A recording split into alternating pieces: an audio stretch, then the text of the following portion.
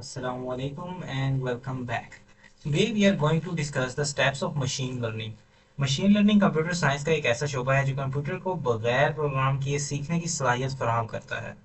मसनूई ज़हानत AI की शाख की हैसियत से बुनियादी तौर पर एक एल्गोरिथम या मॉडल है जो लर्निंग के अमल के जरिए खुद को बेहतर बनाता है और नतीजे में अपने काम को सरअंजाम देने के लिए तेज़ी के साथ महारत हासिल करता है। मशीन लर्निंग की एप्लीकेशंस पैमाने बहुत ज़्यादा वसी हैं, बहुत ज़्यादा फैली हुई हैं। आपको पता है मेडिसिन के अंदर मशीन लर्निंग इस्तेमाल हो रही है, हर जगह मशीन लर्निंग इस्तेमाल हो रही है। इसके अलावा अगर हम देखें मशीन लर्निंग काम कैसे करती है, इसके स्टेप्स कौन कौन से हैं, तो वो अभी हम इस लेक्चर में डिस्कस करेंगे कि एमएल काम किस तरह करती है। तो सबसे पहले पहला जो स्टेप है वो है गैदरिंग डाटा, यानी कि इसमें हमने डाटा को इकट्ठा करना होता है। ये असल में फाउंडेशन होता है किसी भी एमएल प्रोजेक्ट की, कि हम वो डाटा इकट्ठा करें जो उस प्रॉब्लम से रिलेटेड है या जो चीज़ हम सॉल्व करना चाहते हैं उसके रिलेटेड। तो कलेक्ट डाटा हम करते हैं डाटाबेस से, एपीआई से, वेब स्क्रैपिंग के थ्रू। और इसके अलावा हम इंश्योर करते हैं कि डाटा जो हमारे पास है उसकी क्वालिटी ठीक है। डाटा काफ़ी तादाद में जमा होना चाहिए, यानी जितना ज़्यादा डाटा उतना ज़्यादा बेहतर होता है।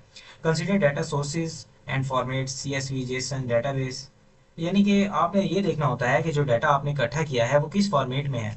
फिर आप उसे पांडास के अंदर लोड करते हैं। पांडास एक लाइब्रेरी है जिसके अंदर हम मशीन लर्निंग का डाटा लोड करते हैं। फिर हमें वेरीफाई करना पड़ता है डाटा की रेलेवेंस का, कि क्या वो प्रॉब्लम से रिलेटेड है। अगर तो वो रिलेटेड है तो हमारा डाटा गैदर हो चुका है और वो बेस्ट फॉर्मेट में है तो ज़्यादा बेटर है, CSV में है, जेसन में है, डेटाबेस में है, और डाटा ज़्यादा तादाद में है तो और ज़्यादा बेहतर है। अगर वो हमारी प्रॉब्लम से रिलेटेड डाटा नहीं है तो हमें सारे स्टेप दोबारा से रिपीट करने पड़ते हैं। दूसरा स्टेप हमारे पास आता है प्रिपेयरिंग द डाटा। इसमें हमने क्या करना होता है कि हमने डाटा को साफ करना होता है, उसे प्री प्रोसेस करना होता है और रॉ डाटा को इस काबिल बनाना होता है कि वो मशीन लर्निंग एल्गोरिथम्स के साथ काम कर सके। सबसे पहले पहला इसमें स्टेप होता है कि मिसिंग वैल्यूज इम्पुटेशन को हैंडल किया जाए, उन्हें रिमूव किया जाए। कंसिडर कि हमारे पास एक ऐसा डाटा है जिसमें एज की कॉलम है और एज की कॉलम के अंदर कुछ वैल्यूज मिसिंग है, या फिर रोल नंबर की कॉलम है उसमें कुछ वैल्यूज मिसिंग है। तो हम क्या करेंगे, कोई ऐसा मेथड लगाएंगे जिसके थ्रू वो वैल्यूज हम उधर ऐड कर सकें। कंसिडर के स्टूडेंट की एज है हमारे पास किसी क्लास की, मिसाल के तौर पे हम BS फर्स्ट सेमेस्टर को ले लेते हैं। तो जो हमारे पास स्टूडेंट है उनकी हम एज को देखेंगे। अब एक दो स्टूडेंट की एज मिसिंग है इन केस, तो हम उसके डाटा को पूरा करने के लिए तमाम स्टूडेंट की एज का मीन, मॉड, मीडियन इनमें से कुछ लेके तो उसकी जगह पे प्लेस कर देंगे। दूसरा स्टेप आता है remove outlier and noise from the data. हम ये देखते हैं कि हमारे डाटा के अंदर कोई आउटलायर तो नहीं। आउटलायर उन चीज़ों को कहा जाता है जिनका ताल्लुक डाटा से ना हो, यानी कि मिसाल के तौर पे हम फिर से एज वाली कॉलम लेंगे। कंसीडर के एज वाली कॉलम के अंदर कोई एक ऐसी एज लिखी हुई है, यानी कि 100 ईयर्स प्लस लिखी हुई है, या फिर 70 ईयर्स लिखी थी। अब BS का स्टूडेंट 70 ईयर्स का तो होने से रहा, तो ये एक आउटलायर है। या फिर ये कोई नॉइज है, हम इसे रिमूव कर देंगे। या फिर किसी की एज पॉइंट में लिखी हुई है, हम उसे ठीक कर देंगे। तो ये हमारा दूसरा स्टेप हो जाएगा। तीसरा स्टेप है feature scaling and normalisation. Feature scaling ऐसी टेक्निक है जिसके अंदर हम डाटा को किसी ऐसी फॉर्म में लेके आते हैं जो मशीन लर्निंग एल्गोरिदम के लिए पढ़ना आसान हो। कंसिडर करें हमारे पास नंबर है डाटा में, मिसाल के तौर पे 0 से लेकर 1200 तक मार्क्स हैं। तो हम इसे नॉर्मलाइज करेंगे 0 से 1 के अंदर, यानी कि जो हमारे पास 0 है वो 0 हो जाएगा और जो हमारे पास 1200 है वो 1 नॉर्मलाइज होगा, और जिसके 600 मार्क्स थे वो 0.5 पे आ जाएगा। ठीक है। तो अगला स्टेप है split data into training and test. हम क्या करते हैं कि डाटा को ट्रेनिंग डाटा और टेस्टिंग डाटा के अंदर स्प्लिट कर देते हैं 80-20 के हिसाब से, यानी 80% ट्रेनिंग डाटा है, 20% टेस्टिंग डाटा है, या फिर 70% ट्रेनिंग डाटा है, 20% टेस्टिंग डाटा है। ट्रेनिंग डाटा से हम मॉडल को ट्रेन करेंगे और टेस्टिंग डाटा से हम मॉडल को इवेल्युएट करेंगे कितना अच्छा हमारा मॉडल ट्रेन हुआ है। फिर इसके बाद आता है इनकोड कैटेगोरिकल वेरिएबल्स। कंसिडर करें कि हमारे पास कुछ कैटेगरीज हैं, for example group A, group B, group C. ये 3 कैटेगरीज हैं। आप अगर किसी फ्रूट की एग्जांपल लें कि एप्पल, बनाना और ऑरेंज, इन तीनों की कैटेगरीज हैं, तो हम इन्हें इनकोड करेंगे नंबर्स में, यानी कि 0, 1, 2। तो 0 हमारे पास एप्पल है, 1 हमारे पास बनाना है और 2 हमारे पास ऑरेंज है। तो चलिए इसका एक छोटा सा नमूना देखते हैं कि हम कैसे ट्रेन टेस्ट स्प्लिट करते हैं। सबसे पहले पहले तो हम साइकिट लर्न की लाइब्रेरी से फ्रॉम sklearn.model सिलेक्शन से इंपोर्ट करेंगे। इंपोर्ट किसको करेंगे? Train test split. ठीक है। और फिर हम इसके बाद क्या करेंगे, इसके बाद हमने अगली लाइन क्या लिखना है, x train, y train, y train, y test. Okay हो गया। X train, x test, y train, y test, ये हमारे पास 4 वेरिएबल आ गए। ये हमारी नेक्स्ट लाइन में आएगा। और फिर इसको हम इक्वल कर देंगे ट्रेन टेस्ट स्प्लिट, उसके अंदर हम अपना एक्स देंगे, वाई देंगे, टेस्ट साइज देंगे जो हमारे पास 0.2 है, यानी कि 20% हमारे पास टेस्टिंग डाटा है और 80% हमारे पास ट्रेनिंग डाटा है। अगर हम यहाँ पे टेस्ट साइज को इंक्रीज करेंगे तो हमारा टेस्टिंग डाटा बढ़ जाएगा, ट्रेनिंग डाटा कम हो जाएगा। सिमिलरली इसके ऑपोजिट केस में है। ठीक है, तो अब थर्ड स्टेप पे आते हैं जो है चूजिंग द मॉडल। हमने कौन सा मॉडल अपनी प्रॉब्लम के लिए चूज करना है। Select the most appropriate algorithm based on your problem and data characteristic.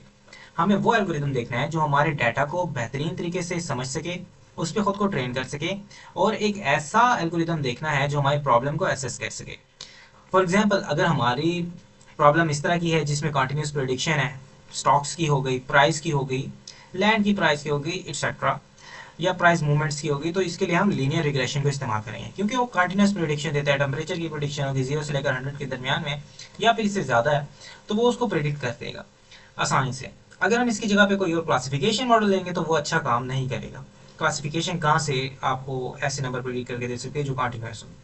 फिर इसके बाद है decision tree for interpretable models. Decision tree का इस्तेमाल करेंगे क्लासिफिकेशन के लिए, रैंडम फॉरेस्ट का इस्तेमाल करेंगे जहां पे हमें रोबस्ट परफॉर्मेंस चाहिए, एसवीएम का हम इस्तेमाल करेंगे जहां हमारे पास हाई डायमेंशनल डाटा हो, यानी कि 3 डायमेंशनल डाटा हो तो उसके दरमियान में 2 डायमेंशनल का हाइपरप्लेन ड्रॉ कर देंगे, एक्सेट्रा। ये आपको बाद में समझेंगे।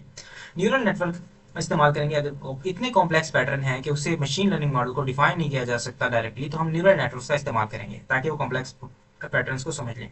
फिर हम जाते हैं ट्रेनिंग की तरफ, जो हमारा फोर्थ स्टेप है।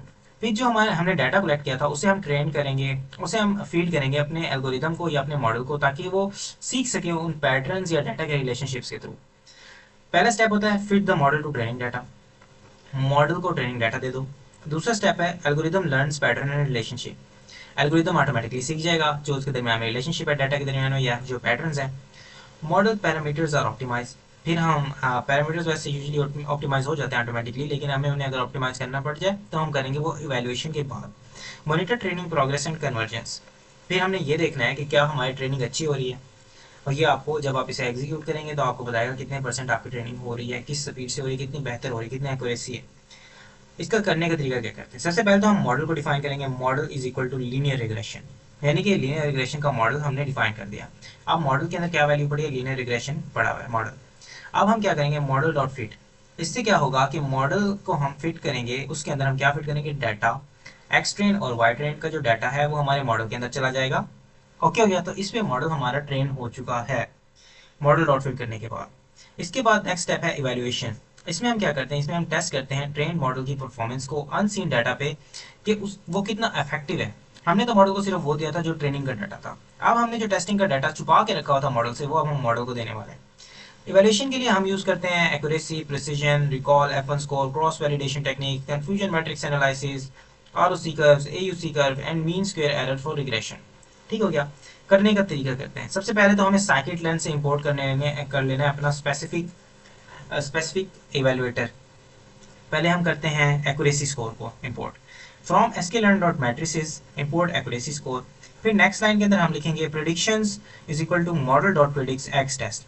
अब हमने टेस्ट का बता दिया, अब मॉडल से प्रेडिक्ट करेगा जो अगर फिर हमारे पास जो प्रेडिक्शन आएगी उस प्रेडिक्शन को हम टेस्ट करेंगे। कैसे, एक्यूरेसी हमारे पास हमेशा बराबर होगी। एक्यूरेसी स्कोर के पैरेंथेसिस के अंदर हम देंगे वाई टेस्ट और देंगे प्रेडिक्शंस। अगर वाई टेस्ट कितने % प्रेडिक्शंस के साथ मैच कर रहे हैं, कितने करीब हैं, इसको देख के हमें पता चल जाएगा हमारा मॉडल कितना एक्यूरेट ट्रेन हुआ है। फिर अगला स्टेप आता है हाइपर पैरामीटर ट्यूनिंग। इसमें क्या होता है कि हम मॉडल को ऑप्टिमाइज करते हैं, पैरामीटर्स को उसके ऑप्टिमाइज करते हैं ताकि हम उससे बेटर परफॉर्मेंस ले सकें और ओवरफिटिंग को अवॉइड करें। ओवरफिटिंग किसे कहते हैं, ओवरफिटिंग ऐसे सिनेरियो को कहते हैं जिसके अंदर हमारे पास मॉडल को बहुत ज़्यादा डाटा दे दिया जाए और वो उस ट्रेनिंग डाटा पे इस हद तक ट्रेन हो जाए कि वो जब उसे टेस्टिंग के लिए लेके जाया जाए तो वो टेस्टिंग के अंदर वही रिजल्ट्स दे तो ट्रेनिंग के अंदर दे रहा था, जबकि टेस्टिंग के अंदर वो फेल हो जाए और ट्रेनिंग के अंदर उसके रिजल्ट 100% एक्यूरेट हो, तो ये ओवरफिटिंग में आ जाता है। इसके कुछ एल्गोरिदम्स हैं। पहला है grid search for semantic parameter exploration. फिर रैंडम सर्च है एफिशिएंट पैरामीटर सैम्पलिंग के लिए। एडजस्ट लर्निंग रेट को चेंज किया जाता है। रेगुलराइजेशन पैरामीटर होते हैं कि क्रॉस वैलिडेशन का इस्तेमाल किया जाता है पैरामीटर सिलेक्शन के लिए। बायजियन ऑप्टिमाइजेशन इस्तेमाल किया जाता है कॉम्प्लेक्स स्पेसिस में। अब इसे कैसे इंपोर्ट करते हैं, हम करते हैं from sklearn dot model selection import grid search CV। ठीक है, तो अब हम यहाँ पे ग्रिड सर्च एल्गोरिदम को देख रहे हैं, तो हमने इस एक लाइन में से इंपोर्ट कर दिया। नेक्स्ट लाइन में हम क्या लिखेंगे, नेक्स्ट लाइन में हम लिखेंगे parameter grid is equal to C 0.1 और ये हमने उसको दे दिया कि हमने उसे इतना ग्रिड दे के दे दिया अपने पैरामीटर्स को। अब हम इसे चेक करेंगे गामा के साथ, गामा की हमने कुछ वैल्यूज दे दी और फिर हम लगाएंगे grid search is equal to grid search CV model parameter grid comma C V is equal to 5। ठीक है, तो इसके थ्रू हमें मॉडल को इवेलुएट करके दे देगा, उसको मतलब उसके लिए हमें बता देगा कि हमने क्या चेंजेस करने हैं मॉडल में, उसे ऑप्टिमाइज करके दे देगा। फिर सेवंथ स्टेप है प्रिडिक्शन। प्रिडिक्शन में क्या होता है? Prediction use the trained and optimise model to make prediction और न्यू अनसीन डाटा। प्रिडिक्शन में ये होता है कि हम मॉडल को न्यू अनसीन डाटा देते हैं, उससे प्रिडिक्शन होता है। यानी कि हमने कोई रियल लाइफ सिनेरियो दे दिया, पहले हमने उसे एप्पल ऑरेंज और बनाना पे ट्रेन किया था, एप्पल बनाना और ऑरेंज पे। अब हम उसको क्या करेंगे, असल जिंदगी में डिप्लॉय करेंगे और उससे प्रिडिक्शन कराएंगे नए डाटा पे, यानी कि न्यू टाइप ऑफ एप्पल, यानी कि जो अभी तक हमने उसे सीन नहीं कराया था वैसे रियल लाइफ में कहीं दुकान से खींच के उसे तस्वीर दे दी। फिर हम मॉनिटर करेंगे कि मॉडल कितना अच्छा परफॉर्म कर रहा है, क्या उसके रिजल्ट हैं, क्या उसकी एक्यूरेसी है। इंप्लीमेंट करेंगे मॉडल की वर्जनिंग और अपडेट्स को। जैसे मॉडल्स कुछ टाइम बढ़ता जाएगा हम मॉडल को बेहतर से बेहतर बनाते जाएंगे, जिस तरह चैट जीपीटी ने पहले 2.0 लॉन्च किया, फिर 3.0, फिर 4, अब चैट जीपीटी 5 लॉन्च हो चुके हैं। Handle model drift and retraining. फिर हम मॉडल की ड्रिफ्ट और रिट्रेनिंग को मैनेज करेंगे कि क्या मॉडल गलत प्रिडिक्शन तो नहीं देने लगे टाइम साथ साथ, उसको ठीक करेंगे।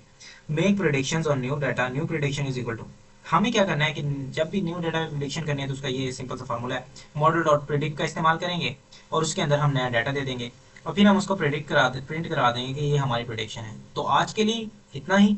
हमने 7 स्टेप पढ़े। पहला स्टेप था गैदरिंग डाटा, दूसरा प्रिपेयरिंग द डाटा, तीसरा choosing the model, fourth training, fifth evaluation, six hyper parameter tuning, seventh prediction. तो आज के लिए इतना ही, मिलेंगे अपने नेक्स्ट वीडियो के लिए, नेक्स्ट वीडियो में। तब तक के लिए अल्लाह हाफिज, अपना ध्यान रखिएगा।